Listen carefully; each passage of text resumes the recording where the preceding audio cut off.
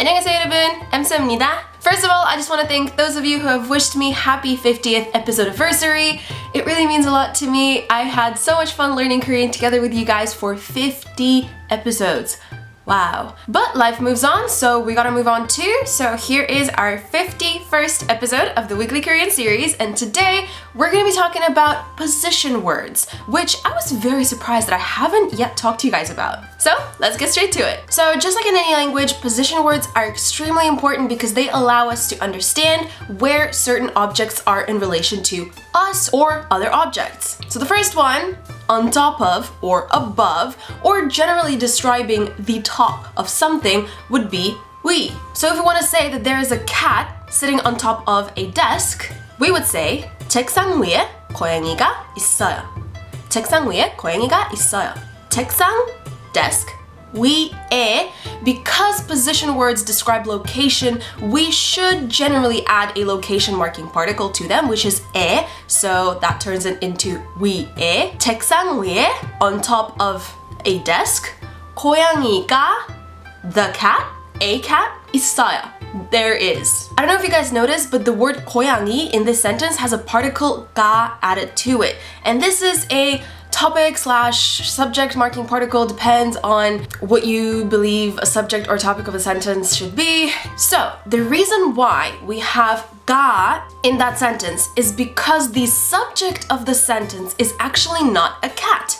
In this case, the subject of the sentence here is the position of it. But you may ask, okay, if the position is the subject of the sentence, where is the 는 particle? Well, you absolutely can add 는 to 위에. And your sentence would be 책상 위에는 고양이가 있어요. That is absolutely correct. However, for the fluidity and kind of conciseness, and just like in everyday life, Koreans just drop that subject marking particle because it is clear what the subject of a sentence is. It is clear that they're talking about the fact that the cat is on top of the table. However, if you don't want to specify that the cat is on top of the table, but you want to specify that on top of the table there is a cat, you know what I mean? Switching the emphasis from the position of the animal to what kind of animal it is, you can easily say 고양이는 책상 위에 있어요. Here, because we switched it all up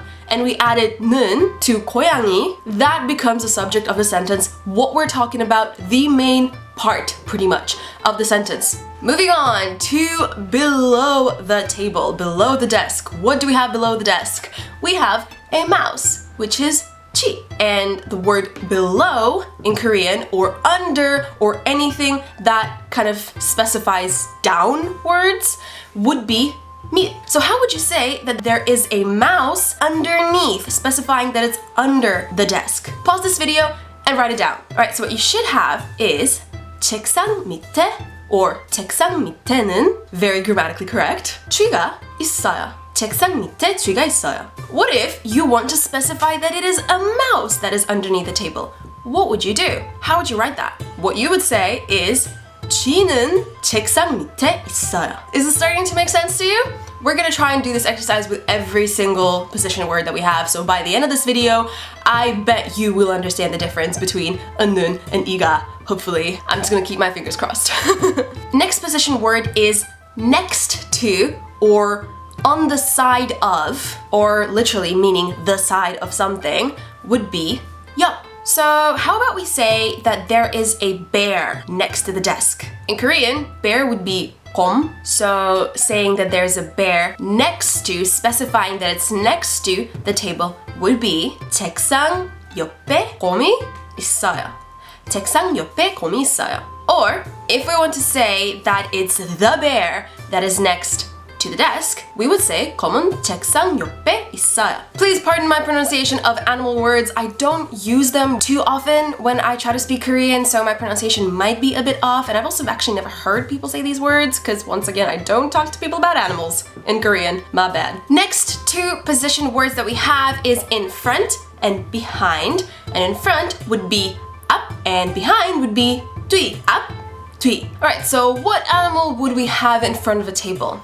Let's say a hippo. And a hippo in Korean would be hama, which is so cute. So, if you want to say the hippo is specifically in front of the desk, we would say 책상 앞에 하마가 있어요. 책상 앞에 하마가 있어요. But if you want to specify that it is the hippo that's in front of the desk, we would say 하마는 책상 앞에 있어요. 하마는 책상 앞에 있어요. And the animal that we have behind the desk is giraffe. So if you want to specify that the kirin is behind the desk, what you'd say is 책상 뒤에 기린이 있어요. 책상 뒤에 기린이 있어요. And if we're specifying that it is the giraffe that's behind the table or the desk, sorry, I keep on mixing those two. It's a desk. 책상 is a desk.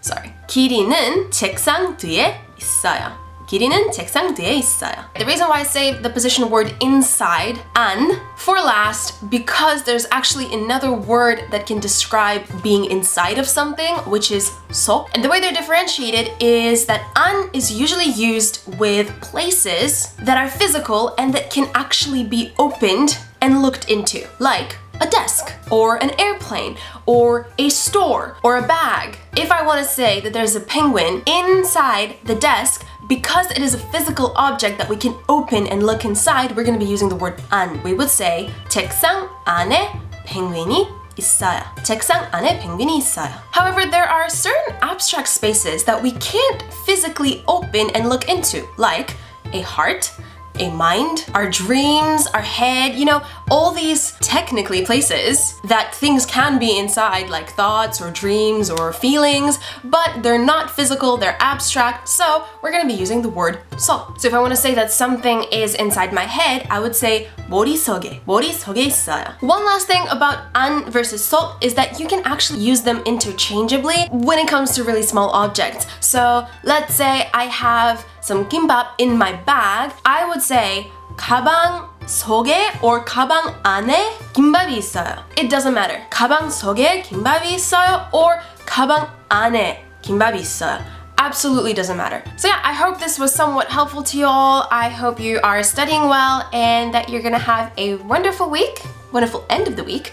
And yeah, that's it for today's episode and I will see you all later this week. Bye. 안녕.